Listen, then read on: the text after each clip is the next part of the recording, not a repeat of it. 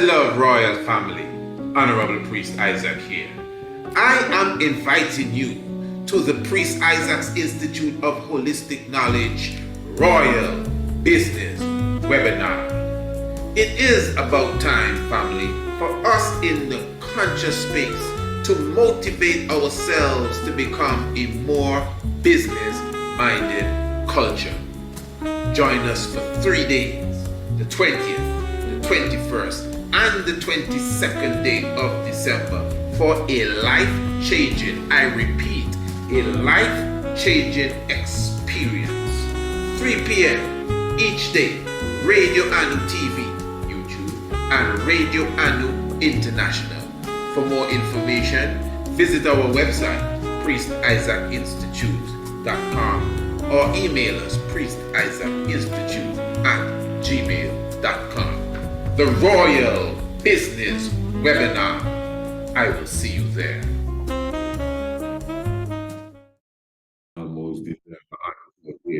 Hey family, give thanks for your presence with us once again.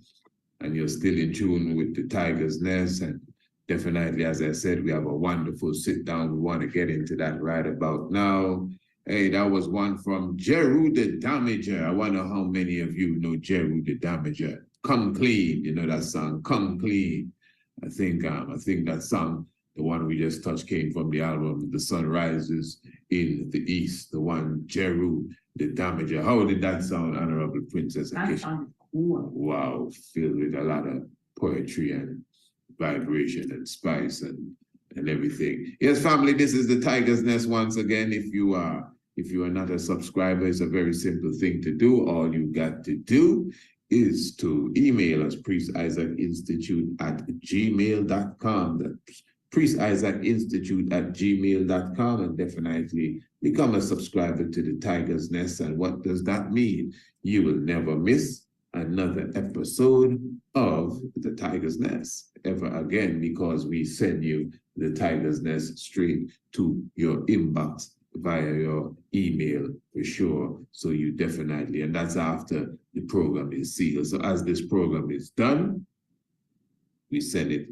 to all of our subscribers. All right, family, for those who are just coming in, those who are just joining us, well, give thanks for your presence. We already started the reasoning. We were just talking about Venezuela and Guyana, the referendum that has already passed. 95% of the people in Venezuela saying, yeah, well, they're ready to take back the area, such a large area there in Guyana after the discovery of the oil.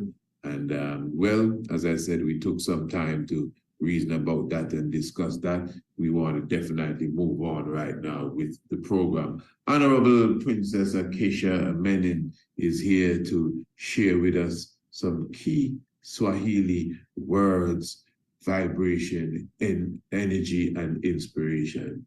Yeah, Jambo. Jambo. And for those of you who don't know, that is the key Swahili word for hello. Jambo. Very good. Yes. And the key Swahili word for good morning is habari za asubuhi, which actually means how are you this morning? You can respond by saying habari za asubuhi as well, or you can say I'm fine, nzuri. And you know, if someone gives you something, you always say thank you. And thank you in key Swahili is asante. If you want to be more polite, it's thank you very much, or asante sana. And sana also means a lot. A lot. If you ask someone, how are you? Habari gani? You say, I'm fine, nzuri, asante. Habari gani? Nzuri, asante. How are you? I'm fine, thank you. If you want to know what the person's name is, you say, what is your name? Or Jina Lako Nane. And the person will respond with, my name is Jina Languni, followed by their name. If you don't know if somebody's speaking Swahili or if they speak your language, you can ask them, excuse me, do you speak Swahili? or samahani, unazungumza Kiswahili. Or somebody asks, do you speak English? Samahani, unazungumza Kiingereza. They would respond with yes, if they do speak the languages, or no. Yes in Swahili is ndio, and also no, hapana, or la, this LA, as in Los Angeles. They can also say kidogo tu, which is the Swahili word for just a little. Kidogo tu. Beautiful. Give thanks. Hey, give thanks to the Honorable Princess Acacia Menin, and so when we're ready to, all our family in Kenya, all our family in Uganda, all our family in Tanzania, all our ways to speak Kiswahili, all over Africa, you understand. I just look forward to us when we show up. We don't have to be speaking in English. We are already ready to, we converse and conversate in Kiswahili. Am I correct, Honorable Princess Acacia? Yes, Kiswahili. Kiswahili. In Dogo, that's what it is. How you said yes. Ndio. Indio. Okay. I'm a student of the Honorable Princess, so let me make that very clear. I'm a student of the International Homeschool Program. So let me make that very clear. So you want to learn your Kiswahili too, and your young ones, you can enroll them in the International Homeschool Program. They're definitely getting a start on that great trail towards understanding their language, their African language. Give thanks, Honorable Princess Acacia Menin, for the Kiswahili lesson right here in the Tiger's Nest. Beautiful. Yes, family, give thanks for the life giver and the keeper of life. And as I said, I wanted to go into a discussion really as it relates to the green god, the green one, the green guru, known as Al-Khidr, or where you get the term Al-Qaeda, but Al-Khidr, those who are what you would consider to be fundamentalists, will tell you that is the proper pronunciation. Al-Khidr Musa, which is Al-Khidr Moses. And interesting, this Al-Khidr is obviously of Islamic extract as such, an individual who is considered to be a very spiritual mystic, also mentioned even in the Quran. Let me just read something here as it relates to the Islamic Sufi saint, Al-Khidr or Al-Khidr or Al-Qaeda. All right. Is Al-Khidr still alive? Interesting. Now, this is an extensive, what I would say, document, which has a table of contents. Who is Al-Khidr? He's also pronounced Al-Khidr. So, and that's how it is with many ancient ones.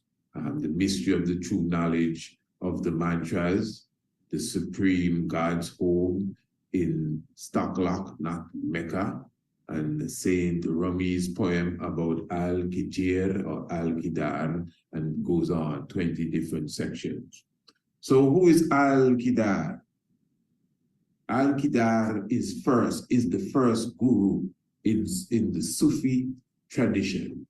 Sufis regard Al-Khidr or Al-Khidr as their first guru. They take initiation from him and follow him for life. They believe salvation can be achieved if they follow the enlightened saint Al-Khidr and his principles. Although they regard him as a saint only, the truth is that Al-Khidr is the creator of the entire nature, supreme God, or Allah Kabir himself. This is interesting. And this is taken from Jagat Guru Rampaji.org. He also descended in India nearly 600 years ago. But this is the common thought, you know. This is the common thought, you see.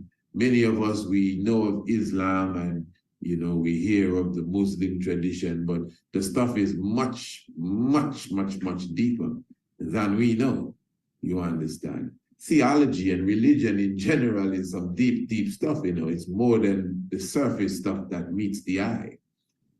So you may think a Muslim don't believe in this, that, and the third, but the stuff is deep as understanding the mystics of any tradition that is out there. So this may sound like something a bit different, you understand. According to the tradition, you know, Moses asked Al-Khidr for supreme wisdom. So he's considered the supreme God, or Allah Kabir himself. He also descended in India nearly 600 years ago, calling himself Amir, messenger of God. Well, I mean, that's how it goes, isn't it? Allah Kabir always performs Lilas, divine play, like this to teach his children the true spiritual knowledge and way of worship of attaining God. See? And way of worship, of attaining God. Even today, the Sufi fakir tradition is going on. The spiritual seekers, the holy fakir, wishful living, the life of poverty, used to stay in Kijaya hut. All right, so that is a tradition that is still taking place even up to this day. So when it comes to the God Al-Khidr, he is considered as, again, the green God. He's considered very holy. Al-Khidr is the individual that when he walked on the dry land, it flourished. It became green, vegetation, nutrition. And he's seen as a mystic. He's considered to be, as you see there, the father and the creator of nature.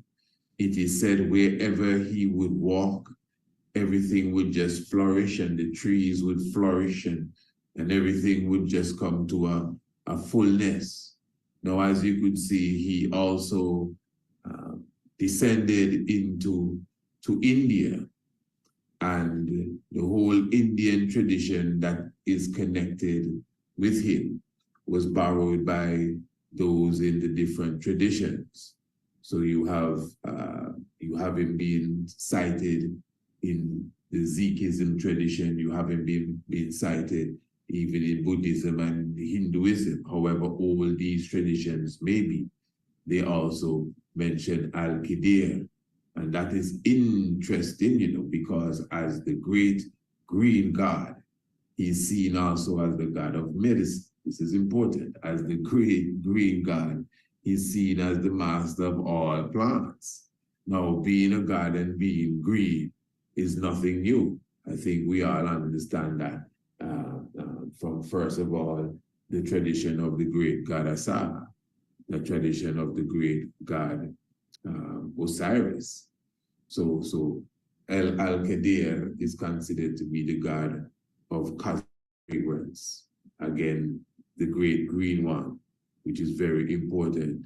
And he has to do with spiritual greenness and obviously with healing and life and anything that has to deal with that. So this is why you would see ones consider Asa or Osiris to be that God that is the founder of agriculture, the green vibration. And remember, the green is very symbolic of chlorophyll. Now, I want to read something here quickly as it relates to, this is from the Britannica Encyclopedia, Al-Khidr. And it says here, Al-Khidr, or Al-Khidr, the Green One, a legendary Islamic figure endowed with immortal life, who became a popular saint, especially among sailors and Sufi Muslim mystics. The cycle of myths and stories surrounding Al-Khidr originated in a vague narrative in the Quran, chapter 18, the 60th to the 82nd verse, that describes the long and arduous journey of Musa, which is Moses, and his servant to the meeting of the two seas. Anyone that is associated with the Islamic tradition, and especially if you study it to the point that you understand the different aspects of Islam, you would for sure come across Al-Khidr and the meeting of the two seas. In the course of their travels, they lose a fish they had taken with them.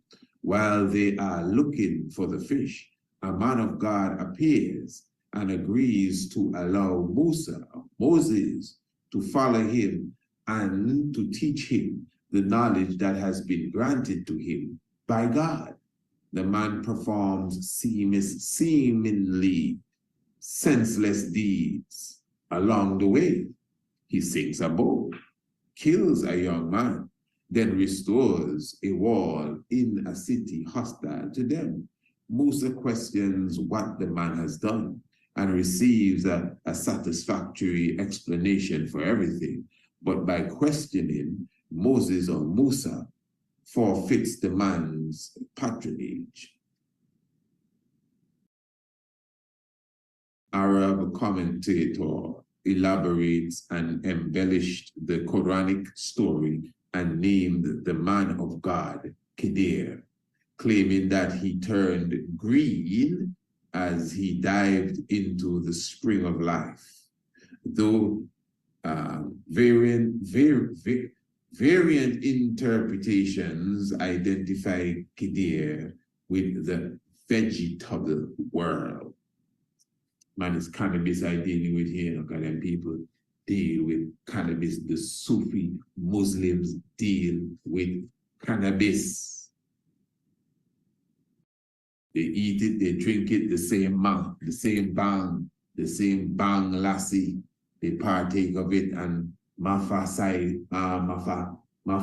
saifan, all of that is ganja in a different form. Edibles. Ask Shiva about the ganja.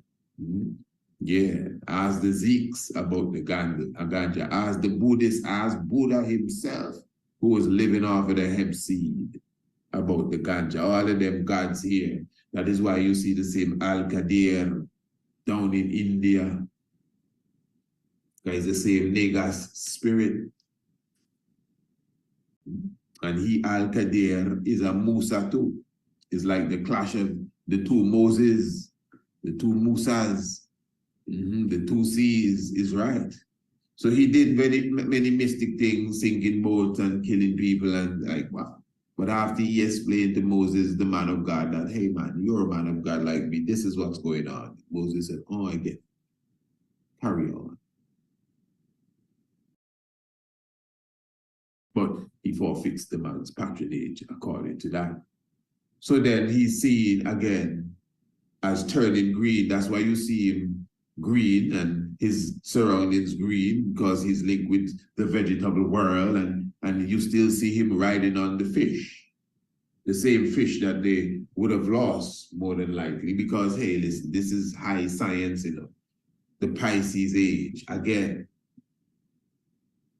Because remember, they say that Moses came and he was upset with them when they were dealing with the calf. You remember that? Okay. The age of Taurus. And Moses, come with the ram horn, and everything was the ram and slaying the ram. The Aries age. After Aries is Pisces. So this next man now, this next Musa, Moses, this Al-Khidr, the green one, the Asar type of figure. That's why Hulk is green. That's why the Olmec color is green. Jade is green. That's why Lord Pakalmas, green. The Jolly Green Giant, ho, ho, ho, green giant, green. And the chlorophyll in the blood, remember the blood itself, the molecular structure of the blood, and that of chlorophyll is the same, except the blood has the iron and the chlorophyll has the magnesium.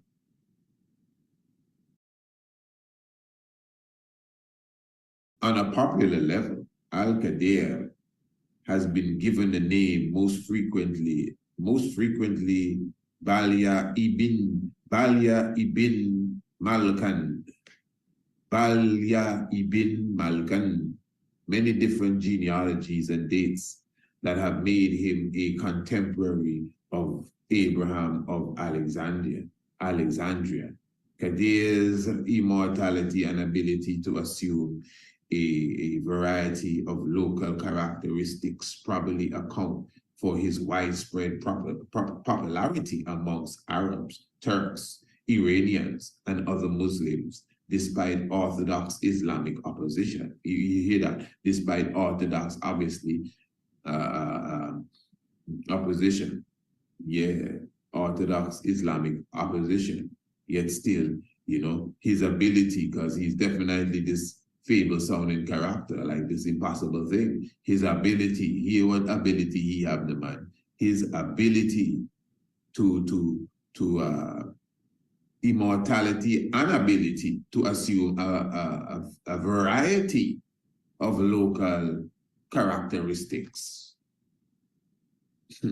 probably account for his widespread popularity among Arabs, Turks, Iranians, and other Muslims, despite Islamic opposition, Orthodox Islamic opposition. In Syria, Al-Khidr became partially identified with St. George. This is a very key point.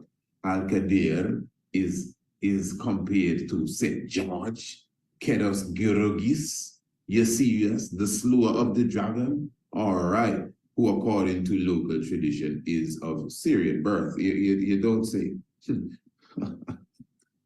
Yes, the patron saint of the British, you know. In India and Pakistan, Al-Khidr is identified with a water deity. You see it? Kawadaja Kadir, or Kidir, in this specific sense, specializing in the protection of mariners and river travelers. Among the Sufis, he's associated with their founders, who were often endowed with holiness and sainthood. So again, Al-Qaeda, Al-Khidr, the Green God, you know, you can see all the mystics around this individual here now. Again, first of all, the science of the God being green. We can't run from the colors. Yes, this is Islam. Islam is one of them. When you say religion is Islam, Islam is like Christianity. You don't get no dogmatic than Islam and Christian. You really get dogmatic to the T. You check it. So sometimes, unless you take the time to look into it deeper, you would not know that there's a lot of room for a lot of free thinking. You understand? Mystic meditation and esoteric understanding. Yeah, man, Islam, as I said, even the Christianity as it's called, but the Bible itself seriously quoted, the Quran said it. These are not books you just play around with, you know, although people just push them aside. And the Islamic narrative is extremely deep. Listen to this sort of reasoning here. You know, this is not nothing to push aside. It's something to look into deeper. So again, and of course, you know, your brother going to see the totality of it all, the holistic level of it all, because he's not the only green God, and God being green, you know, even Kanu is green, and Kanu is a creator. Kanu is a nature God, because Kanu creates the God on the potter's wheel. And speaking of potter, even the potter is seen as green at times too. And of course, as I said, the green and black Osiris, who's the god of vegetation, the god of agriculture as well. So obviously this link is very strong. And then when we're gonna bring it down to, let's not dismiss that whole bond that he had with Musa or Moses, as Moses is teacher, and he himself is a Moses too. That shows you that these names are just like Tutmosis the first, Tutmosis is the second, and Moses is sometimes a title. Just like the name, not just Christ is a title, you know, even Yeshua is a title. That's why Yeshua, I'm sure. That's why Joshua is a title. It's a title. It's a mystic scientific title. Like Mary, these are titles in the allegory.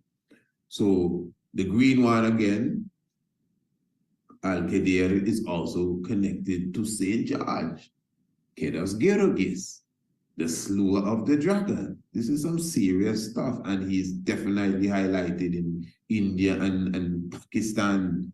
And remember, at this time, Pakistan was India. So to be saying Pakistan now as if it's somewhere else. It's the same India of that time. You get it? So that is why he's still seen strongly amongst the tradition, the cultural traditions of that area. You know, even as far as Chinese tradition, you know, you see the connection, Al-Khidr. So he's obviously, that is why he's highlighted as being taken in many different, what you want to call it, cultures and many different characteristics. So he has become universal to some degree, especially in that part of the world. So for those who do not know, it's just an interesting introduction to Al-Khidr, Al-Qaeda, yes, of who? The famous group that propaganda, fake news made famous or infamous, Al-Qaeda, and charged them for doing things that they never did. Al-Qaeda comes from that term, Al-Khidr. And of course, he's the green god, just like the Hulk, the green god, you know, just like the Lord Pakal figure and all the jade figures of the god figure, because of the symbol of that power within the chlorophyll. Remember why you see a lot of the gods as gold, Tutankhamun, and even Amun. Amun is usually seen gold, not green, because it is said, as even Phil Valentine would have said, because Amun had gold. Where we have iron, Amun and those of his level had gold in their blood. Again, the molecular structure of chlorophyll and the molecular structure of the blood is the same, except for the iron and the magnesium. So what Phil Valentine was saying, when without the iron and they have gold, that is why that's the type of blood type that these royal people had. So whether they were gold in their skin, I don't know, but the point is that they were seeing gold in expression to convey that idea to the onlooker, that they were of real royal blood, no iron blood here. They were of gold blood. That is the vibration. So it's a deep science, something to look into and even see on that Islamic level.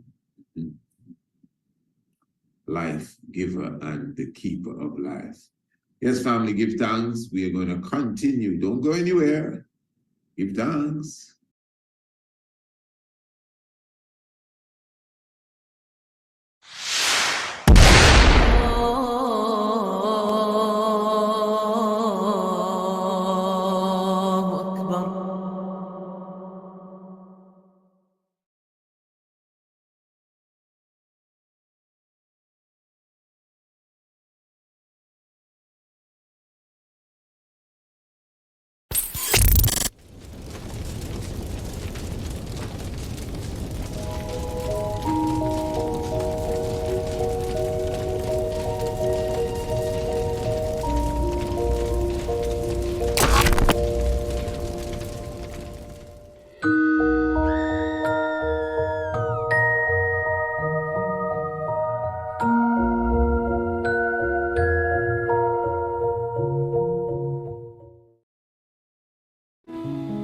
Love Royal Family, Honorable Priest Isaac here. I am inviting you to the Priest Isaac's Institute of Holistic Knowledge Royal Business Webinar. It is about time, family, for us in the conscious space to motivate ourselves to become a more business-minded culture. Join us for 3 days, the 20th, the 21st, and the 22nd day of December for a life-changing, I repeat, a life-changing experience. 3 p.m. each day, Radio Anu TV, YouTube, and Radio Anu International. For more information, visit our website, priestisaacinstitute.com, or email us, priestisaacinstitute@gmail.com. The Royal Business Webinar. I will see you there.